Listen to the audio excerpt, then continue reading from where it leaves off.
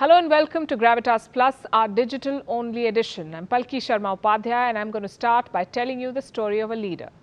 He has turned into a vendor of delusions during this pandemic. He's treating facts the way David Beckham once treated football. He's bending them the way he wants, in the direction he likes, only that the world is not going gaga over what he's doing.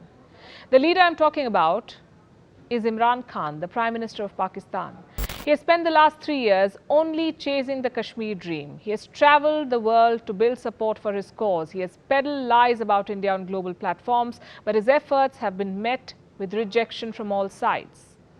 Imran Khan has only received one setback after another in his attempts to corner India. The frustration from these setbacks forced him to make a phone call. How are you? He recently dialed the Prime Minister of Nepal, the one and only KP Sharma Oli. I'm not making this up. The hotlines between Kathmandu and Islamabad have been active for a while now. The entire world knows about what these two leaders have been discussing or would have been discussing. Capturing the territory of neighbors by fixing maps. Maps which are not worth the paper they're printed on. How would most countries do something like this? Well, to start with, most responsible, peace-loving countries would not claim land that belongs to others. If they did, they would perhaps send troops. They would chalk out battle strategies, then make an attempt. But Pakistan is only following Nepal's roadmap. So it very conveniently got a new map printed, just like Kathmandu did. Islamabad marked the map with multicolored sketch pens, labeled parts of India as its own and declared that all of Kashmir now belongs to Pakistan. Easy peasy. But why just Kashmir? Why did Pakistan leave out Ladakh? Why not claim everything all the way to the Shaksgam Valley and Aksai Chin? You see, Islamabad did not want any conflict of interest with the Chinese. So in this new map, while Pakistan clearly delineated its borders with Kashmir, it carefully left out Ladakh to avoid any competing claims with its master and creditor, which is China. It has left the frontiers in Ladakh undefined for China to draw its own lines. This truly is an exercise in political absurdity, as the Indian Foreign Ministry put it. It is absurd because nothing changes on the ground. If anything, it makes things worse for Pakistan, and Imran Khan might end up regretting his decision. Because it is for the first time that a Pakistani map has included Gilgit-Baltistan as part of Kashmir, something that is part of India. Something that India has been claiming since the very beginning of the Kashmir dispute. Now, by putting it on Pakistan's map, Islamabad's claims of autonomy for this region stand completely nullified. The Indian government must take advantage of this fact at diplomatic forums. As for Pakistan, its absurdity does not end with the inclusion of Kashmir.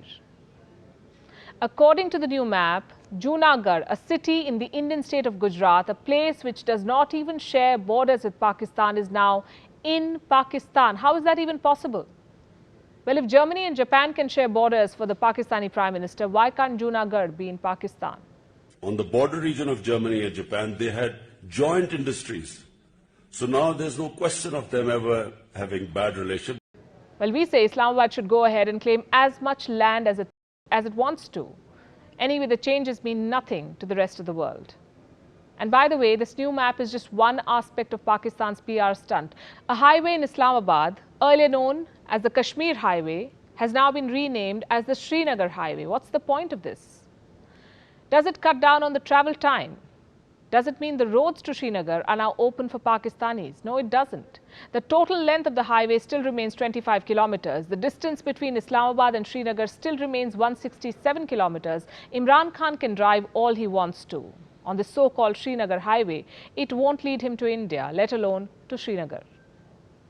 And then we come to this, a commemorative postal stamp. Pakistan has released the stamp to mark 1 year of the abrogation of Article 370. Read very carefully what it states.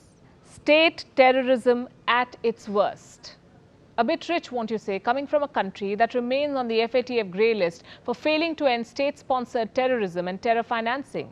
And the country which is quietly rebranding its terrorists in the middle of a pandemic. There are so many holes in every argument by Pakistan that you can literally fly a whole squadron of F-16 jets through them.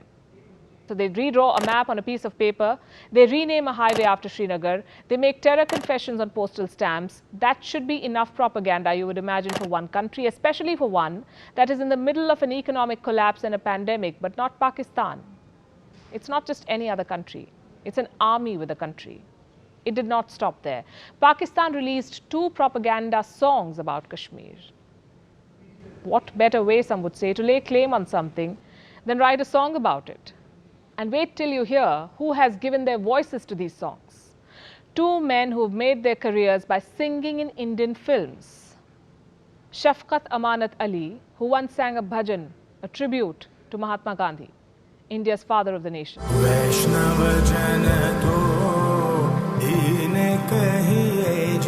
And Rahat Fateh Ali Khan, who has made fortunes singing in India. Anyway, singing is harmless. We can all do with a bit of entertainment during these times. But while they're at it, they might want to write some songs to please the Arabs too, because they've been striking all the wrong notes there. Saudi Arabia, that has loaned Pakistan cash, oil and jets to attend United Nations meetings, is upset with Pakistan, is upset with Imran Khan. So much so that it is making Pakistan pay back loans. Islamabad is increasingly being isolated in the Muslim world as it sinks deeper into China's debt trap and pushes its delusion of claiming Kashmir.